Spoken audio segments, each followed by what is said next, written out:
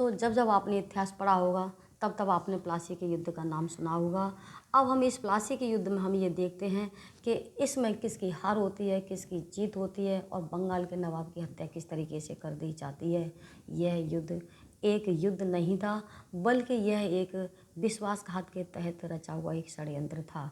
तो चलिए हम इसकी कहानी को शुरू करते हैं कि प्लासी का युद्ध एक युद्ध नहीं था, बल्कि यह एक विश्वासघात के तहत रचा हुआ एक षड्यंत्र था। या फिर ऐसे कहिएगा कि इस युद्ध का आधार एक विश्वासघात पर टिका हुआ था और इसका परिणाम पहले से ही तय था।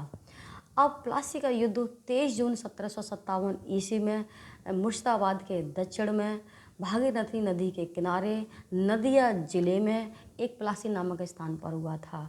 अब इस युद्ध में एक तरफ ईस्ट इंडिया कंपनी की सेना थी और दूसरी तरफ बंगाल के नवाब की सेना थी। अब इस युद्ध में क्या होता है कि ईस्ट इंडिया कंपनी की सेना ने रॉबर्ट क्लाइव के नेतृत्व में सिराजुद्दौला को हरा दिया, किंतु इस युद्ध को कंपनी की जीत नहीं कह सकते, क्योंकि बंगाल के नवाब के 3 सेना नायक, जिसमें मीर जाफ़र और उसके राज दरबारी अमीर सेठ और जगत सेठ आदि से जाकर के रॉबर्ट क्लाइव ने षड्यंत्र कर लिया था और इस युद्ध में बंगाल के नवाब की सेना ने तो भाग ही नहीं लिया था।